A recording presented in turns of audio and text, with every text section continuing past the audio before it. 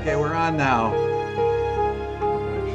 See, we got Black shirt, the memo. The triplets here. Yeah. What's up, everyone? What's happening? What's up, guys? This is Dave Honorado. That's Rhett. You guys know. Yeah. You guys know Dave too. Is this your first live stream? Yeah. All right. Yeah. The uninitiated. Oh my God. So we just finished making a video. You got a what's shaking, Rhett? Oh, no way. Hey, what's up? Looks like a band. We are a band, kind of. pretty much. So we just finished a new video that's going to come out tomorrow, I think. Yeah, you're editing this one. So. Yeah, I'm editing it. Yeah. So we have a new, the three of us. How many of you have seen our other two videos that we made? Probably a lot of you, because we got about 400,000 views of the two. Yeah, quite a few. So, Dave, please set up my base. Desmond actually works. Yeah, he's got a local it. guy. You got it, man. Local, yeah. Look me up on Facebook. Anyway, so we did a video on one of my favorite subjects, which you'll see tomorrow. We're not going to talk about it right now, but I think it's the best one of the three, personally. Yeah, it's a good one. Yeah. I think it is a good one too. Pointing. Anyway, so Dave agreed to join me here. Red has got to go here because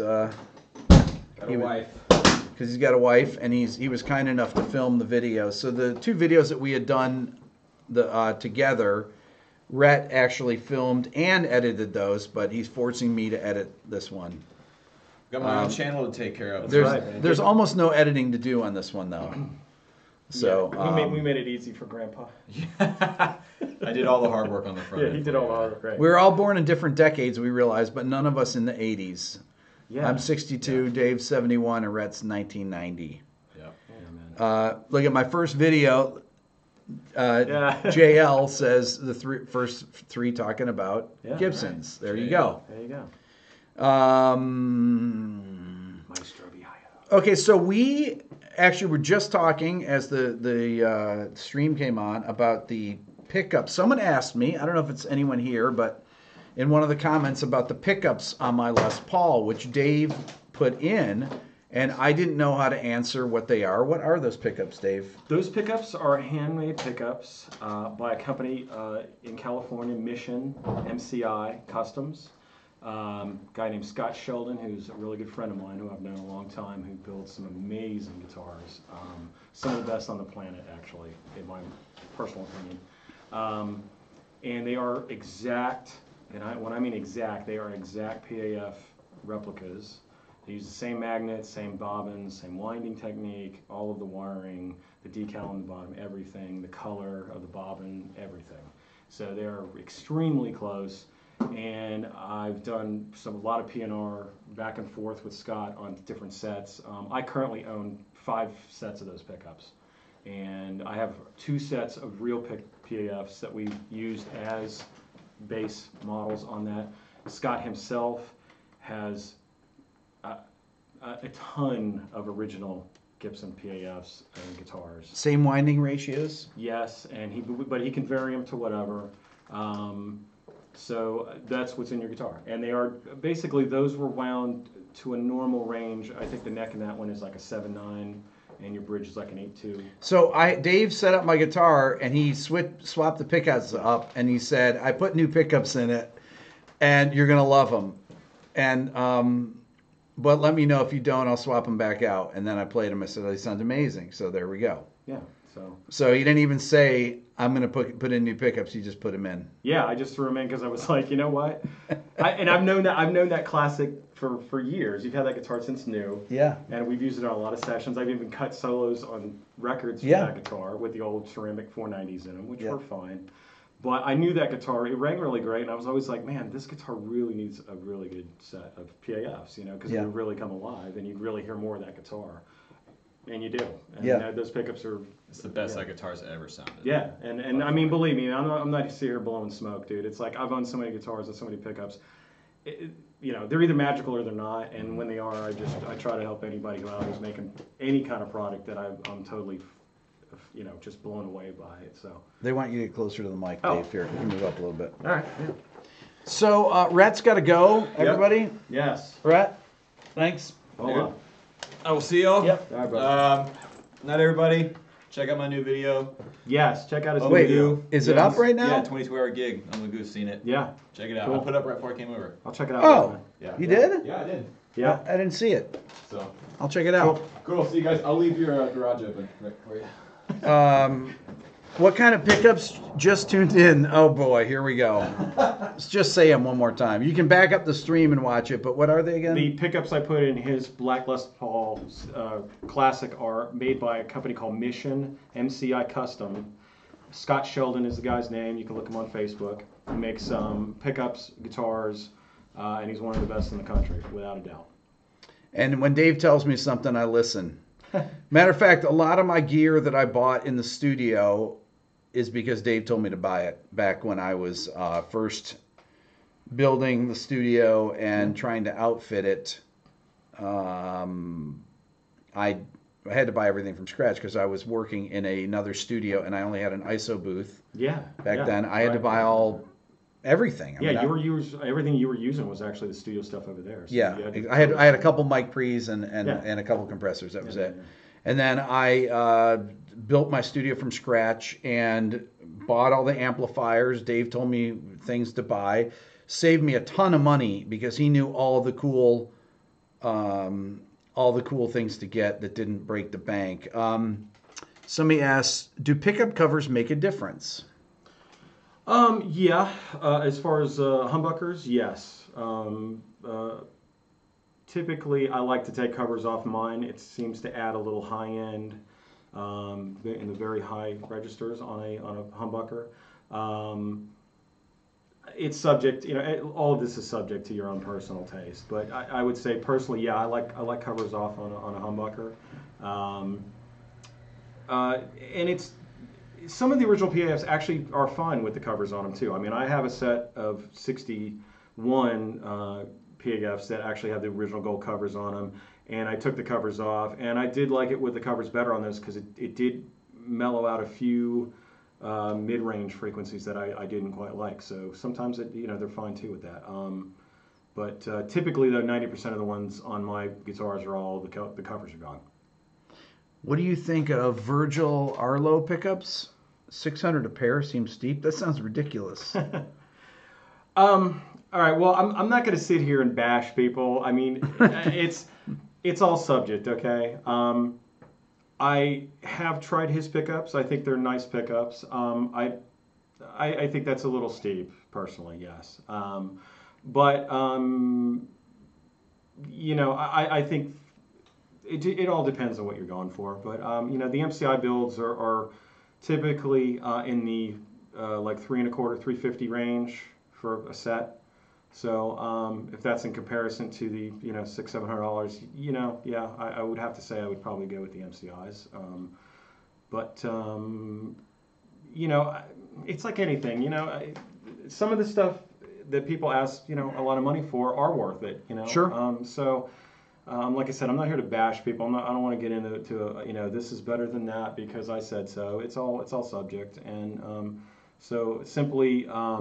The way I base my opinion on stuff is that I've owned over 3,000 original vintage guitars in my lifetime between me and my father, who had a shop for 20 years. And I've owned everything from, you name it.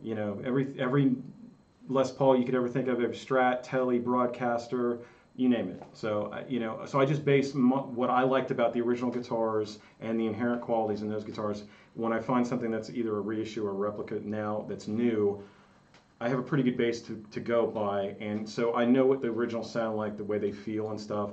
So I base it off that, and that's just my personal opinion. And Dave is a phenomenal guitarist. No, So you're too kind, but no, thank you. Dave is a phenomenal guitarist. So when I see people make comments on some of the videos, some of the wise guys that I just ban anyways, but Dave can blow them away on the guitar. Okay, so somebody says, Rick coincidentally had a studio equipment. What is the name of the mythical number 15 preset? Okay, the name of the unit, it's the SPX 90.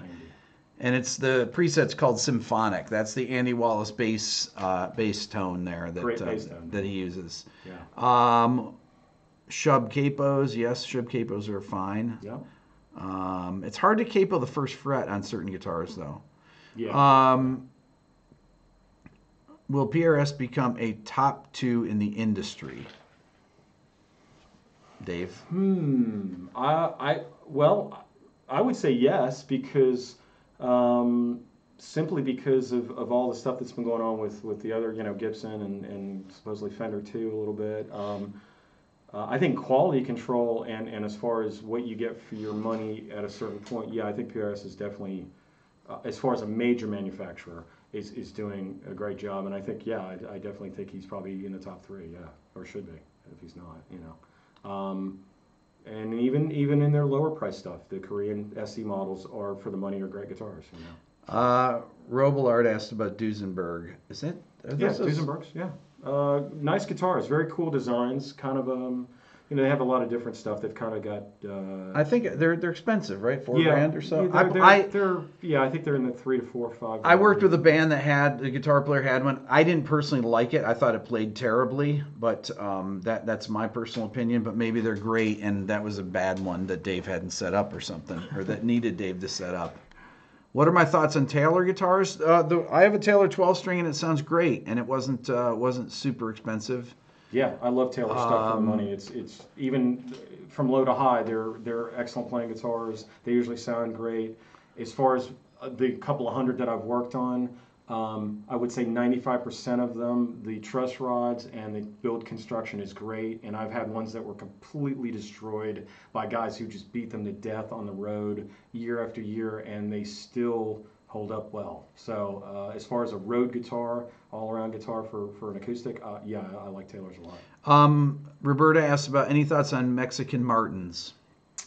They're hit and miss that I've seen as far as what I've worked on and played. Some were excellent, some weren't. So, it's just that you go and play 20 of them and find one that you like out of the bunch. But that's pretty much like anything. It's though. Anything, right. I have my telly that's right there that is amazing, and I bought it right off the shelf, brand new. But I played like 15 of them, and that was by far the best. What is this gold foils guy? Subi asks, does Dave like the old Gaia tone? Yeah, Gaia tones. Oh yeah. Like the Cootercaster stuff. Yeah, the pickups. Yeah, those are awesome. Extremely microphonic and noisy, but that's the beauty about them. So if you listen to Roy, or Rye, I should say, that tone really comes through, and they are in those pickups, and they are crazy, silly, cheap.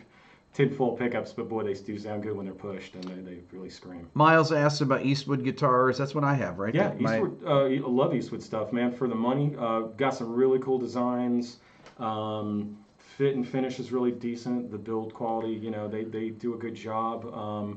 Most of their stuff is classic, designed from like Supro, Valco. They got some crazy Divoli ripoffs. They got some really good stuff. So. The Eastwood stuff's cool, man. I mean, and there's a whole lot of those companies that are coming out with some really good stuff. But Eastwood, Hallmark makes some great stuff if you like. Wait, Eastman or Eastwood?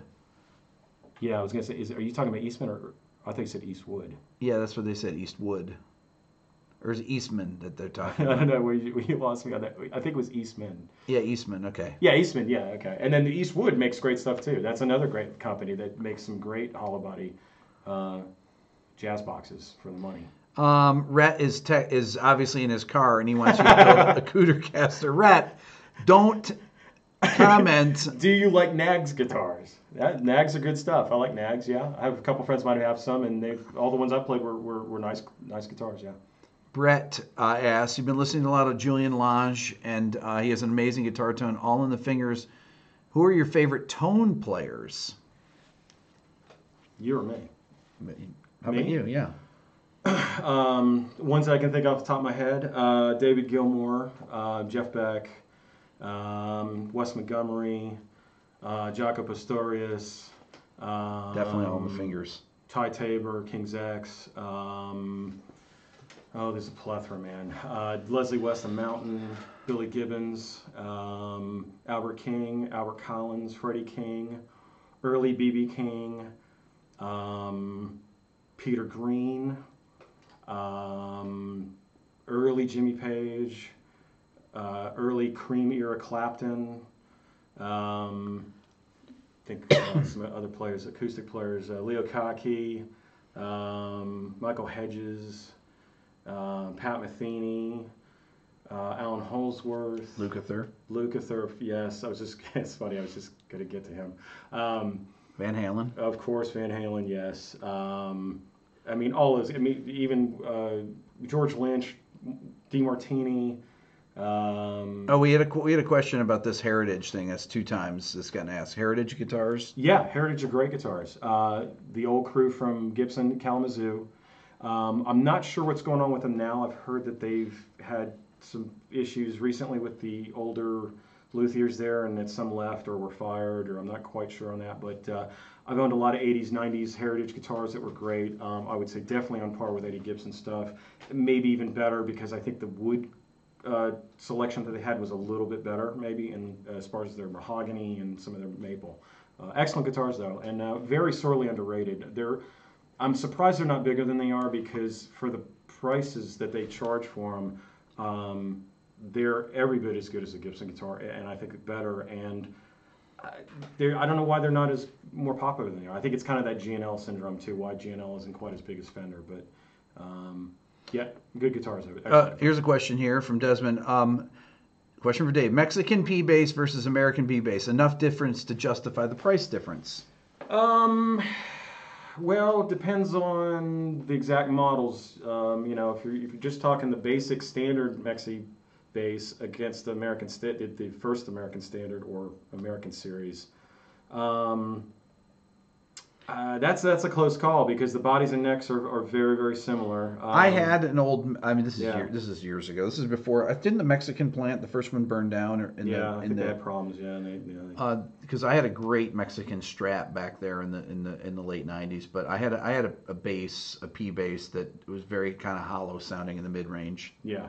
Typically on all the Mexican stuff, the first thing I do is gut all the electronics, rip all of that out, put some real electronics in it, American stuff, and go from there. Typically, the bodies and the necks are very similar. So yes. I'd say if it's one of those things, like if it's a road bass and you just want something that you're really gonna be reliable and just kind of beat on and not worry about, go with the Mexi bass, and put some good pickups and good pots in. I did a record actually with a Mexi bass, and the bass sounded great on it.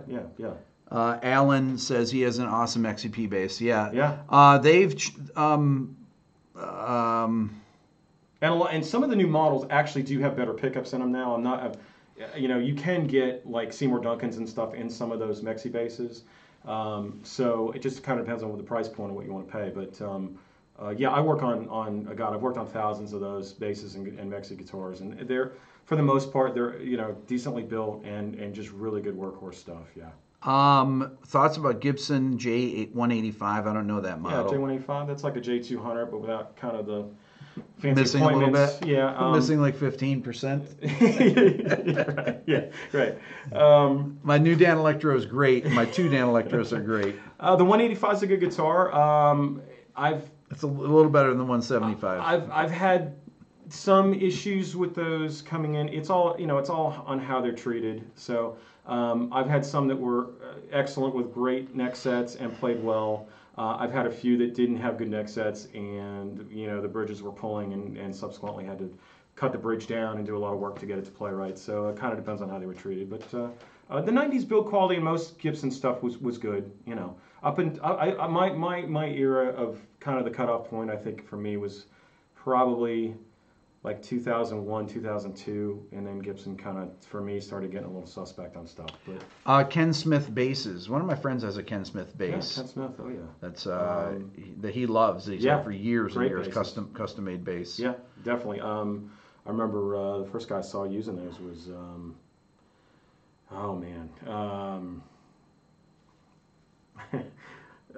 the dude that used to play with Living Color, and his name escapes me now. But, yeah. Was it Muzz Skillings, I think? It might have been Muzz. But I remember, I remember playing one. It was an excellent bass. It was very Olympic. Yes, very Olympic. In the way that and it looked like an Olympic. Yeah, it was a laminated, a lot of laminates. Yeah. It was a cool bass. Very cool. Let's see here. Opinion on Les Paul Jr.? One of my all-time favorite guitars. If it's a single cutaway, wraparound, single P90, You talk about just bare bones get it done. If you got a good one of those, man, you don't need anything else. Perfect example. If you want to go listen to a good junior, any Leslie West Mountain record. Some of the Georgia Satellites, the first Satellites record with Rick Richards. He played a TV model. There's of course like Keith Richards played him for years. But just a great basic design, man, and they really haven't. It's like a Telecaster. They really haven't been able to improve it because they got it right the first time. So, P90s are P90s. They rule. Any replacement pickup or electric recommendations for jazz bass configuration for upgrading a cheap Rondo SX? Get a different bass. Just kidding. Well, if you can't afford a different bass, I would say just a good basic retrofit pickup P-bass, jazz bass, or the baseline Duncan stuff, or the Fender standard vintage reissue stuff. The Duncan stuff's decent and it's cheap. I mean, you can get a nice P-bass set probably for $50-$60. Yeah. And they're perfectly fine. They're good. Yeah, they're decent. Yeah. Have you played a Sadowski bass or guitar? I played I played a Sadowski guitar. Yeah. I haven't played well, no, I shouldn't say. I did play one of the Marcus Miller ones, a custom one years ago. But the Sadowski, I played a few Sadowski Strats that were amazing. Doug Wimbish. Yes, Doug. There we go. Yes, Thank you. Right, thank you. Sorry. Well, Mose was the first guy, but he was a Spectre guy. Ever put EMGs in one of those Hello Kitty guitars? No, but I have put EMGs in a lot of plywood guitars, so it's basically the same. The one good thing about an EMG, whether it doesn't matter what it's in. It doesn't matter what it's in. It's going to sound like an EMG. So right. If I tell people all the time, if you really have a really lousy sounding and ringing guitar, put an EMG in it, and it'll at least sort of just pass some tests. Sure. You could sort of use it. So not into Hello Kitty though. No, I haven't done that one yet. I have worked on a lot of Hello Kitty guitars, but no EMGs. Kamizi he says, I've got a 68 Strat, don't know anything about it besides that. Any info in the area of Strats? We were talking about that earlier, right? Isn't it the Hendrix Strat? Well, the 68 would be it'd be a four bolt neck, no bolt truss rod. Depending on the month of the production of your guitar, it could be nitro or it could be early polyurethane, but actually it would probably be lacquer. I'd have to see the guitar and some more details, but as far as an overall year of Strat, those were good years. My favorite is a 63, a 64, 65, if I had to pick one favorite of the 60s era. And if I had to pick one 50s era Strat, it would probably be 55, 56. Opinion on the Ken Parker guitars, like the Fly Mojo. I don't like those at all. Personally, that's my thing. What do you think of them? The Parker guitars, I have a mixed bag on those. I've played some that played well. I haven't heard one that I liked that sounded good yet. That's the problem. Yeah. I've played some that played really good. All of them sonically to me were very stale, very hollow. But they're carbon fiber, it's like, what do you expect? So I'm trying to be as fair as I can with an assessment on that. I don't think they suck. I just think as far as if comparing it to, your traditional Strat Tele Pel kind of thing, they have their own thing. But as far as roadworthiness, though, I think they might be, I could see, like a Steinberger even too. I'm not a super big fan of the tone of those guitars. But man, you can throw that guitar downstairs and get on a plane and massive temperature change, and you're not going to have a lot of, So I have a question for you, Dave. I had a band in here years ago that the bass player had, I want to say, a 71 jazz bass, something like that. Mm-hmm. And it had massive bottom end, way more than my jazz bass. I never heard a bass that had this kind of bottom end. Yeah. Why? Original pickups. Could be one of two things. If it was an ash-bodied one, that would make a huge difference. Okay. All the ones you've had, I think, have been alder, pretty much. Ash body basses definitely have a lot more tight low end, and they've got that just. This just was so dramatically different. I tried to buy it from the guy. He wouldn't sell it to me. You said 71? Yeah. I would say probably, it was probably an ash body. And I mean, can something happen to the pickups over time also? Well, if anything, they demagnetize, so the power is actually going to go down on them. Okay, so what would that do to the low end? It actually probably wouldn't help it. Okay. There again, like I said, kind of, they're all a little different. But I would venture to say it was probably an ash body, and that was probably what Okay. you're hearing. It was Especially in a jazz and a P bass. It was massively big. I'm a fan of the ash body basses. So. Camilo, what's up? One of my favorite guitar players. You should check out Camilo. You subscribe to his YouTube channel. Very, very dear friend of mine. Camilo helped me out. He's helped me out guitar teching or figuring out how to use some of my gear. He's like Dave teaching the old guy how to use Do we get paid for that? Yeah, That's what I want to know. Right, how to use the all the newfangled stuff. Yeah, man. And he was very patient. Thank you, Camilo. You're the man. Let's see. 70s P basses generally have more bottom. No, Subi. So this particular P bass had tremendous bottom end. I mean, I've recorded hundreds and hundreds. Not P bass, jazz basses. This was a 71, and I never had a bass. Someone come in with a bass that had bottom end even close to this. It sounded like they had just had this low end extension that you just. Was it rosewood or maple? It was a rosewood. Rosewood, yeah. Okay. Blocks anyway. Some of the ones there. Good neck fit gives more sustain. Yes, definitely. I know the guy that had the bass. I wonder if he still has it. If the guy put a different bridge on it, whether he had a badass. He did have a badass bridge on it. He did. 70s, very 70s. Yes. Very, very popular mod for those. So badass bridge was a brass bridge. Yeah. If it was a brass bridge, maybe on an ash body, and depending on the strings that he used, like if he used like a roto sound kind of thing, or whether he used, if he used something that was like a really power string, that's where you're going to. Now the badass bridge. Yeah. Geddy Lee on his signature bass has it. Yeah. That was a mod that everyone did in the early 70s on their basses is put those bridges on, those brass bridges. I have some friends of mine that swear that those don't actually add sustain. I can go either way with it because I've kind of heard them both ways. If the body is really a good body and it rings right and you put a badass on it, it seems to help it even more. If the bass is, or the body's kind of dead, it can kind of just not really do much. So I rarely try to buy. I rarely will try to buy when I would be producing. Buy people's gear. If somebody has if someone has a great sounding instrument, I'll usually say, "Boy, that sounds really bad. How much money will?" Yeah. Here, I'll give you an extra free day of recording if you just leave that bass here. How much do you want for that? I'll give you $200 for that P bass, that 71 P bass. There was actually a question on there. It was kind of funny. The guy asked about. I think it was about whether I like scalloped neck guitars. And yeah, I actually do. I'm a huge Yngwie fan. Wow. I actually have an original Schecter Yngwie prototype Strat that was made in '86.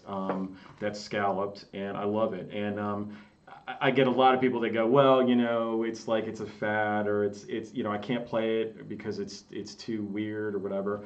I'm a real ham-fisted player, so I grip really hard. Dave is a phenomenal player, not ham-fisted. Well, what I'm saying is ham-fisted as like I really grip the neck hard, and so typically I have bigger necks like on my Les Pauls and stuff. But the scallop that I actually have, you have to change your technique to make it play right and play in tune. But I do like it. I think I'm a huge Blackmore fan too, and I've actually scalloped Strats for people. And I think they're cool. Some people hate them, but that's cool. Hey, everybody's got their opinion. But I definitely have an MJ1 Schecter that I love, and I bought it new, and it's only one of about 50 that were originally made without a locking trim and all this stuff. So it's actually they gave Yngwie a couple of these guitars originally before he got the Defender deal in '88, and the particular one I have, I love. It's a great guitar, and I love it. It's an ash body, and it sounds great. And man, it's one of the best playing Strats I've had. So, somebody keeps asking about this about mentioning the light guitar resonates better in the Gibson video. Can you elaborate that? I was talking about that. I say that lighter guitars resonate better. I've always noticed, because I've recorded 1 million guitars, and every time somebody brings something in and I pick it up and it's got great bottom end, it's usually very light. And like my Gibson acoustic, or I used to have this old Univox guitar that weighed nothing, Mossrite guitar, and it had incredible bottom end to it. My take on it is probably the lighter guitars definitely have a different mid-range and low end to them. I have had heavy guitars that rang good. It really just kind of depends on the build, and it depends on the wood that was used in them. Typically, a lot of the late 70s, early 80s Les Pauls that I've owned that were like 9-10 pounds plus tended to be very thin sounding, and and partly because they had maple necks. So that's part of the reason. Yep. The other part of the reason is the body was so heavy. Well, you can't get the lighter that I always thought, the less density there is, the easier it is to get it in motion, and the lower its resonant frequency. Yeah. It can vibrate longer. longer. I would tend to say all of the vintage 50s, 60s guitars that I had that were just killer players, killer sounding guitars, all of them were light. Can you please replace the gross green inlays on Rick's Les Paul? I can, and I've actually told him that before. I said, why did those turn color? They didn't turn color. They were made that way. They had God. They had this green plastic that they used on the classics in the 90s. And Dave, can you fix that or what? Yeah, I could put other inlays in, and I've done that. I've done that mod for people, and I do have the right cellulose to do it. So it looks that bad? Man, ouch! I'm not personally. I'm not a fan of it. No, but okay. Some people love it. I have guys that were like, "Man, I'm all about the green." Okay, so this thing, bass drum 28. It's the same with drums. Thinner shells resonate more. Okay, I'm going to talk a little bit about this. So I've recorded thousands of drum sessions. I only use 3-ply drums. All my drums are vintage drums. Almost all of them, except for my American Gretsch kit. The 3-ply drums, which is an 1/8 inch of poplar. What is it? 1/8, 16th, 1/8. It's maple poplar, and poplar's in the middle. Yeah. And they have the maple reinforcement hoops, and they have far better. They have far better tone. I wouldn't say that they sustain longer because of the way that you have the curved bearing edge. Yeah. Actually makes them not sustain longer. It actually makes them sustain the right amount, and they're easier to tune. They always, if you get one that's really, well maintained, they sound incredibly good. Yeah. Far superior. And the narrower the drum is, a 24 by 14, 28 by 14, 26 by 14, anything by 14 will give you more bottom end. There's less mass. Yep. The air can move through quicker, and the shell resonates better. These people that have these 20 by 20 kick drums or 24 by 24, it's completely idiotic. You cannot get these things to move. They don't vibrate. It takes too long to get the air to move through it. You get no bottom end to them. There's a reason that John Bonham played a 26 by 14. One of the reasons is that's the only kind they made back then. All the drums in the 40s, 50s, 60s were all 14 inch. You started to get drums really in the 80s that were 16. You get 24 by 16, 22 by 16. Yeah. And then in the 90s, you started to get the wider ones by 18. And then they just became standard in the 2000s, like 22 by 18. Well, terrible. Right. So I would never buy any new drums like that. I would go on eBay or Reverb, and I bought all my drums that way for the most part. Or I bought them used from a drum shop. Yeah. Invariably. Well, all the kits we had at Triclops and all those, all 24 14s. Yeah. I mean, and I can tell you for a fact, even when we had Jason Bonham come in, that's what he had. Better wood or metal piccolo snare? What size? It doesn't. You can get great sounding piccolos either way. Drums are really.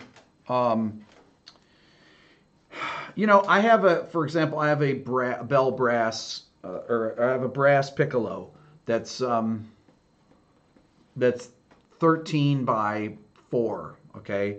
And I tune it like a regular snare. I don't tune it up high, and it sounds like a huge snare that's just tuned slightly higher. Yeah. And you know, Brendan, if you listen to all Brendan's records, he uses piccolos all the time. A lot, yeah. A lot of the stuff, all the grunge stuff was done with piccolo snares. Most of it was. Mm-hmm. I mean, Soundgarden, Matt Cameron used a Keplinger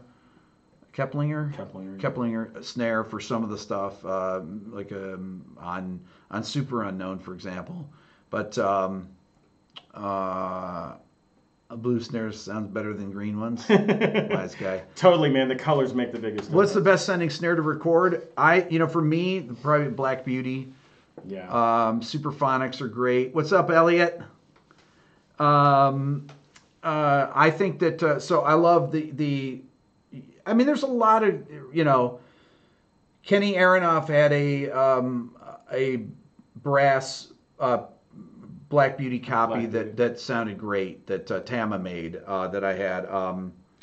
I mean, there's a lot of, the bell brass. Tama makes a bell brass snare that's phenomenally good sounding. It's super expensive too. Any of the bell brass stuff is really expensive, but. You have to just you get snares you got to try out, and there's a local store here, the Music Exchange, that store. Yeah. When Mike had that, when he first opened, he had a lot of snares, and I haven't been in a while, but he had a lot of snares. I bought a bunch of snares for $125, old 60s snares. Mm-hmm.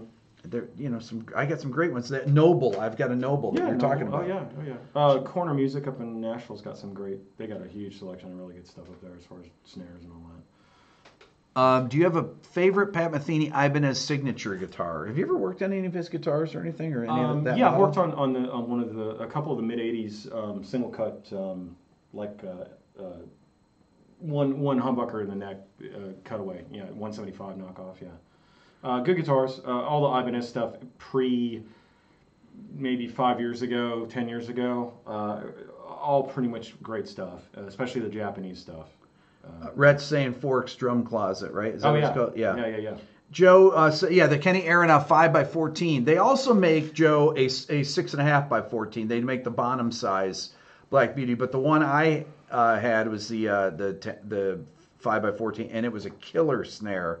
It had the engravings on it, the etchings that they had on the some of the old Black Beauties.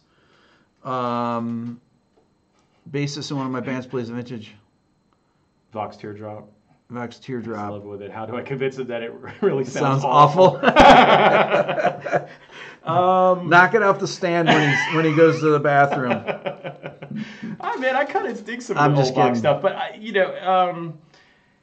he's probably used. I would venture to say he's probably using flat wounds on it, so that could be a big part of it. If you're kind of going for the retro Vox hollow body stuff. Some guys love the flat wound, some guys don't. On a hollow body bass, it's really woofy. So just kind of depends on what you're playing. It depends on the music.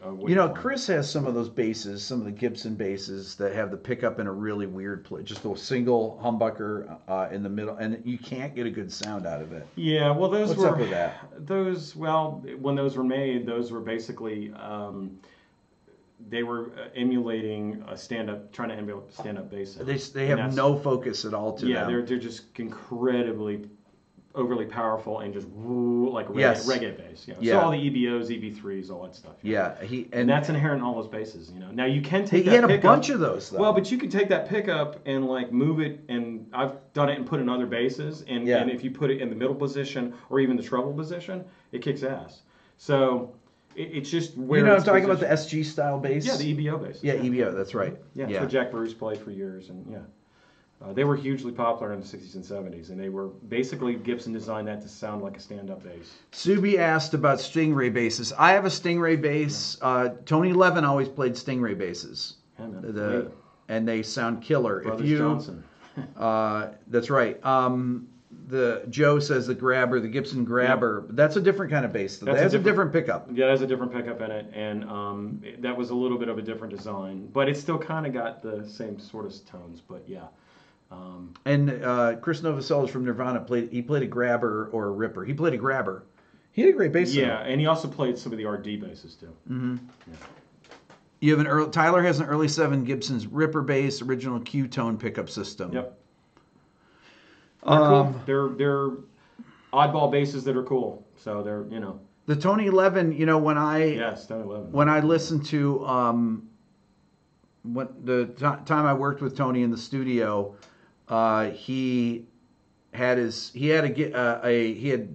only had the Stingray basses, and one of them had melted in a fire. It had been in a fire, and the finish was kind of half melted off. Yeah. It was charred. Yeah, that's cool. It sounded great, but Yeah.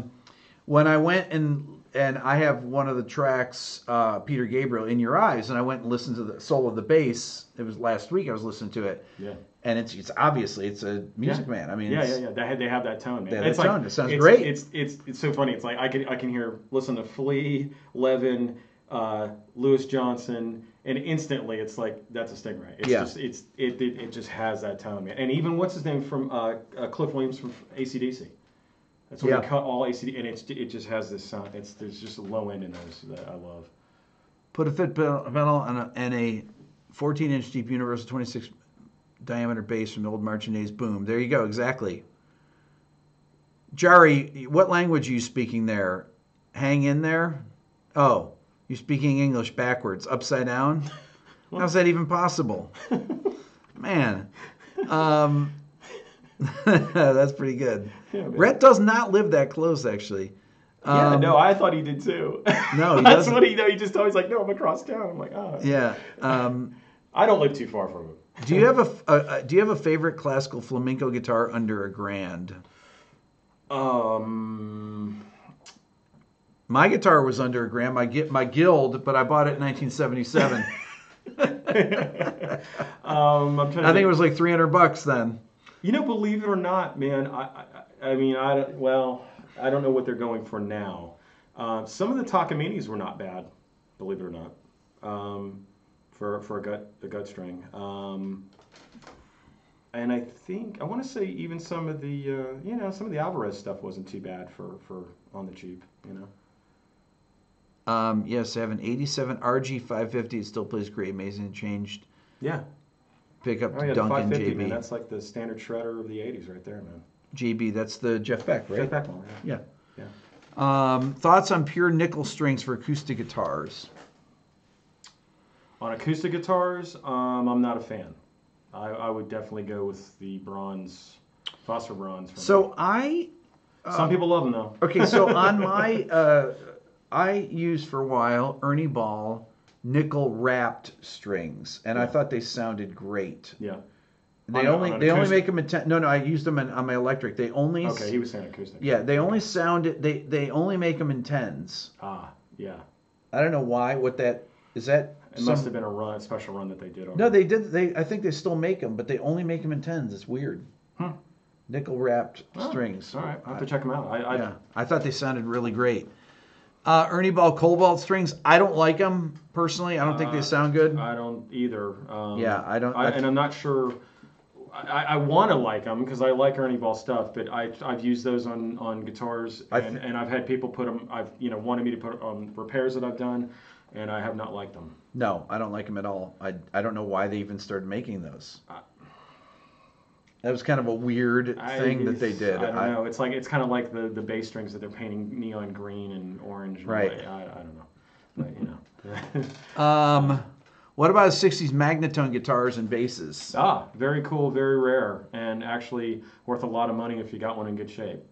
Kind of a cross between a sort of a Mosrite kind of thing and Wurlitzer guitar, or like sort of maybe like a Jaguar Jazzmaster kind of thing.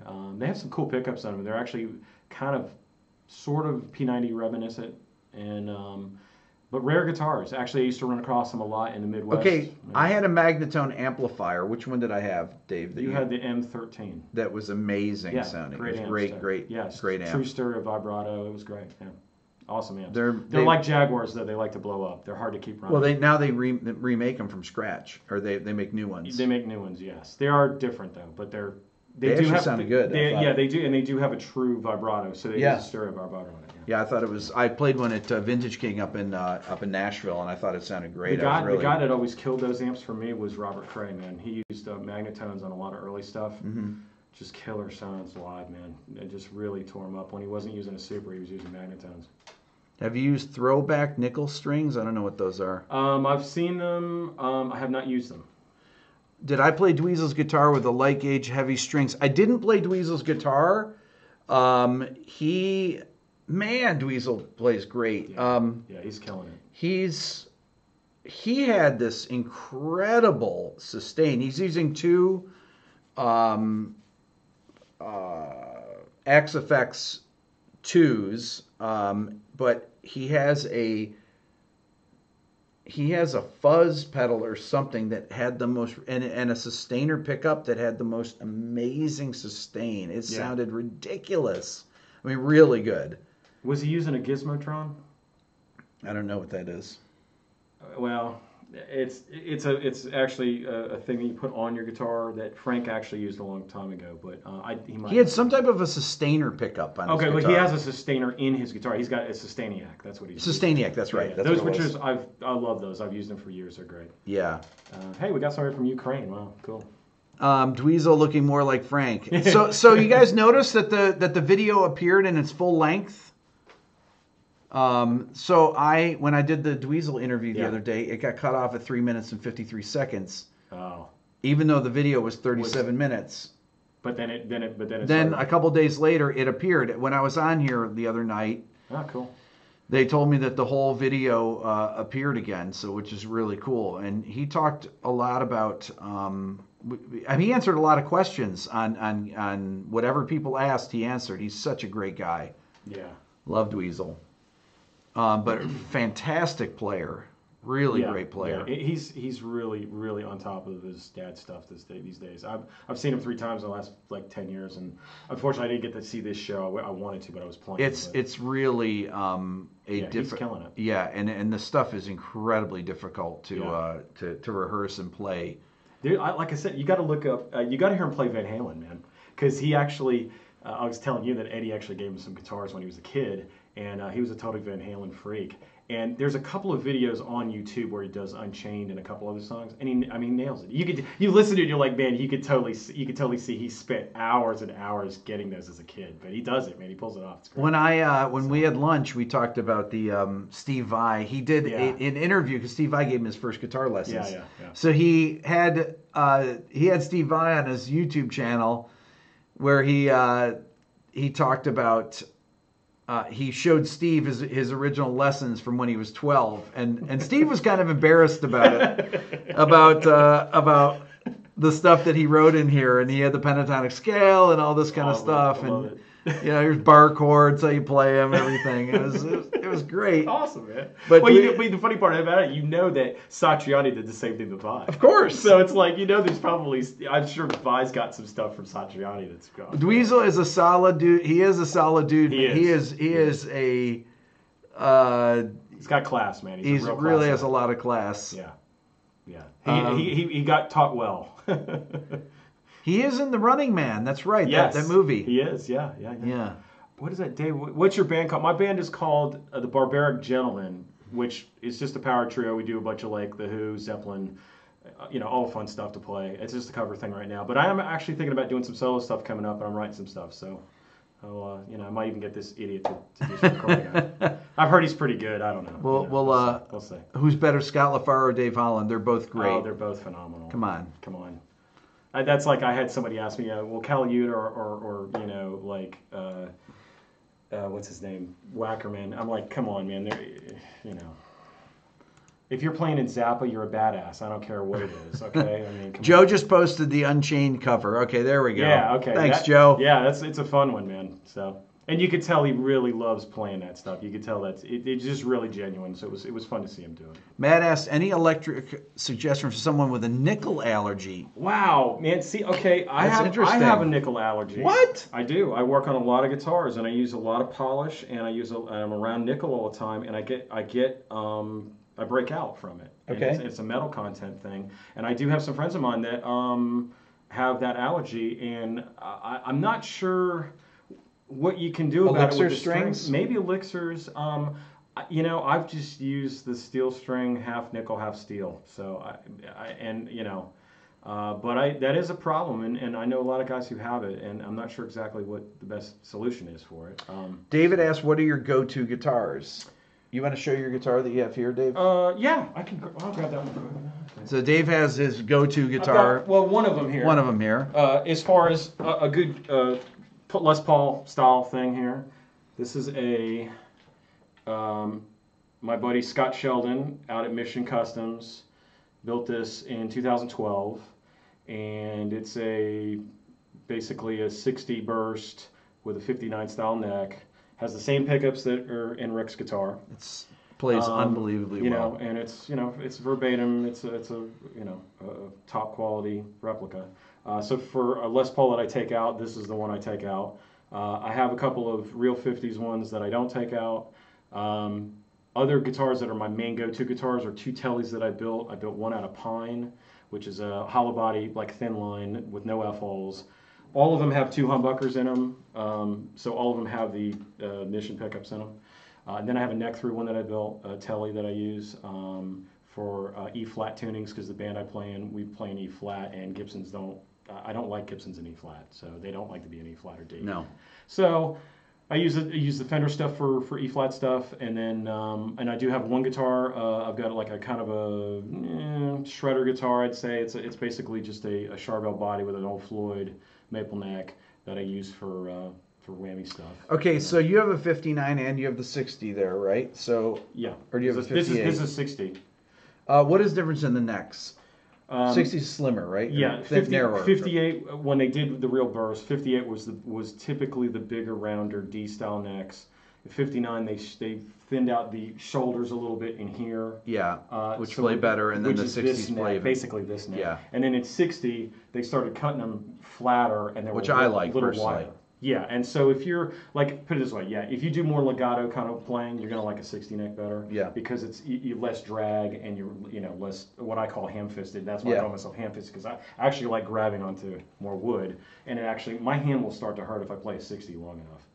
Just because of my technique, which is my fault, I guess. But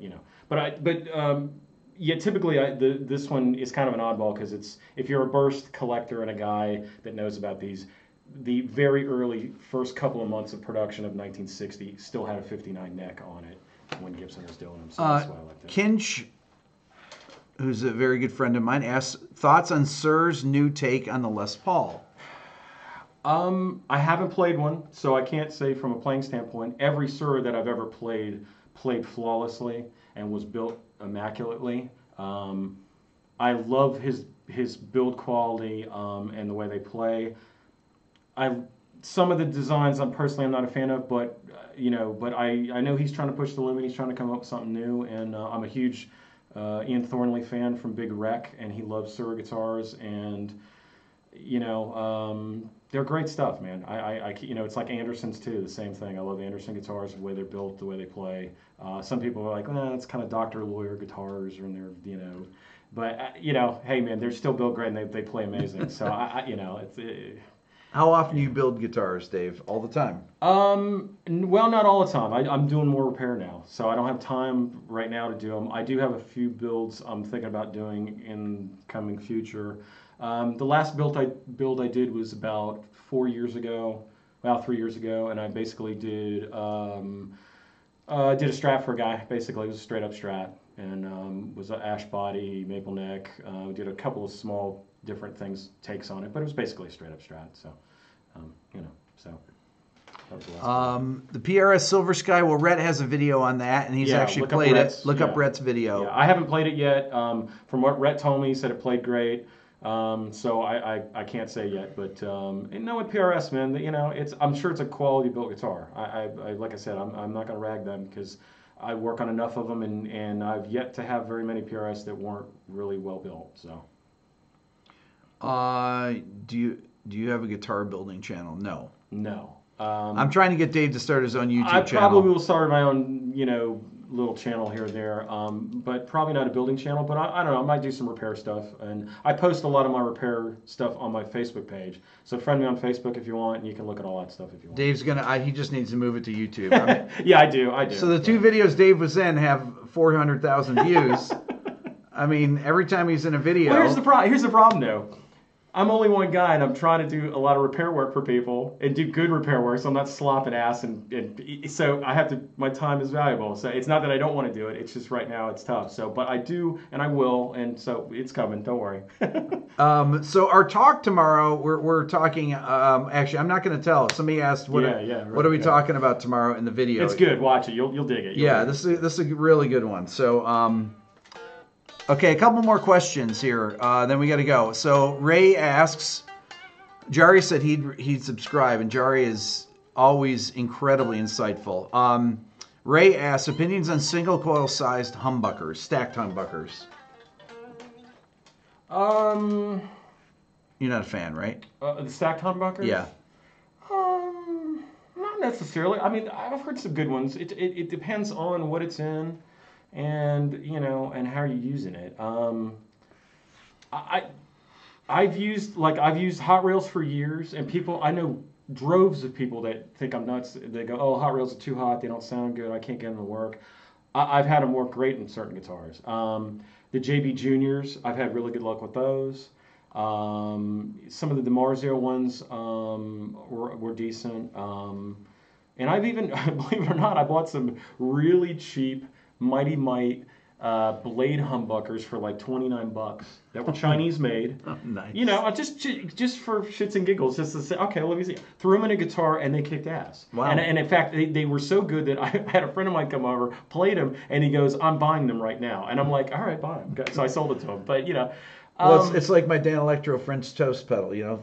$24. Look, man, I'm a firm believer. If it works, it works. I don't care what the cost is. If it's $10 or it's $100, and wherever it's made, if it works and sounds good, it works and sounds good. So, okay. So Kinch says, Dave, I was a Shure endorser. Both guitars had high points above the 12th fret. Can frets on their own rise cause a fret rocker to show unevenness? Yes, any fret can let loose and become high, and you have to reglue them down and reseat them. Yes. And even on a Sura, and that's not to say that it's a build quality problem, or anything like that. It's pretty much a weather problem. Right. I glue all my frets down in all my personal guitars because I travel with them, and going from Kinch is in South Florida with that. Of course, yes. Yeah. The humidity alone, I've played in Florida a lot, and it affects it quite a bit. So yes, I would say you probably take it to your local repair guy down there and have. So they literally have to pull the fret out. Will they put the same fret in? Or use no. What you do? No, you just glue the fret that's a high. You just get glue down up under it and clamp it and glue it. Okay.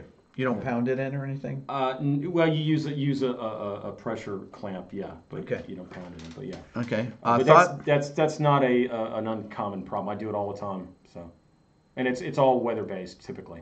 A lot of manufacturers don't glue their frets in because, for a number of reasons, some of it's cost, some of it's just they think that it's not the right thing to do. But if you travel with a guitar a lot from extremes as far as weather, if your frets are not glued down, they're going to pop up eventually, and you're going to have high spots, and you're going to have that problem. So,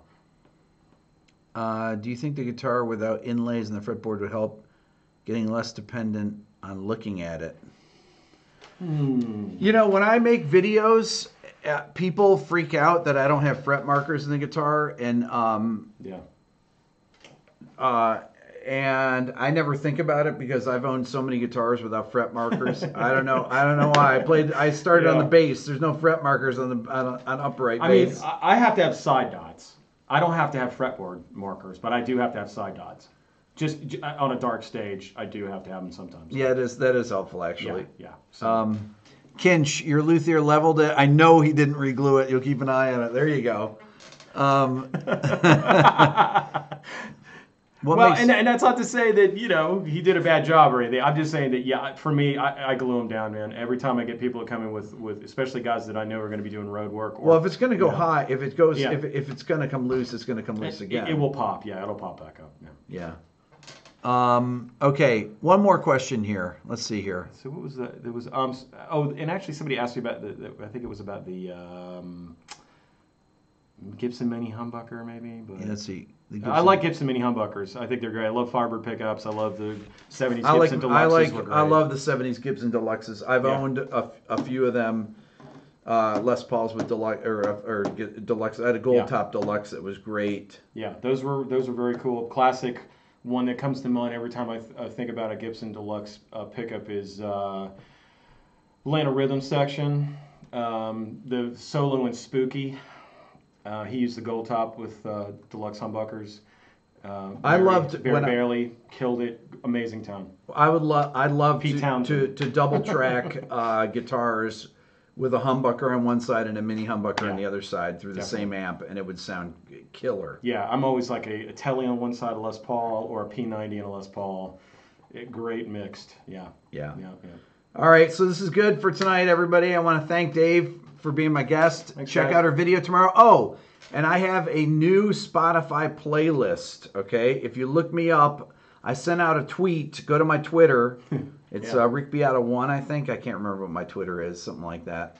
But I sent out a tweet with my new Spotify playlist that I'm listening to now. I just signed up for it. I put like, I don't know, probably 50 tracks on it. Man, you're getting really with the times. I'm with the times. Even I had Spotify like 5 years ago. I mean, check it out though. There's some great music that you might not be familiar with.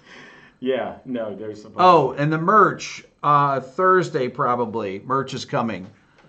You got a new book out too. I have a new book out. Yeah, man. They don't. So it's not chicken scratch in this one. No chicken scratch. Okay, all right. Dave will come on more frequently. Yay! All right, cool. There we go. If I got time, I will. Believe me. All right. Thanks everyone. Thanks, guys. Okay. Hold on.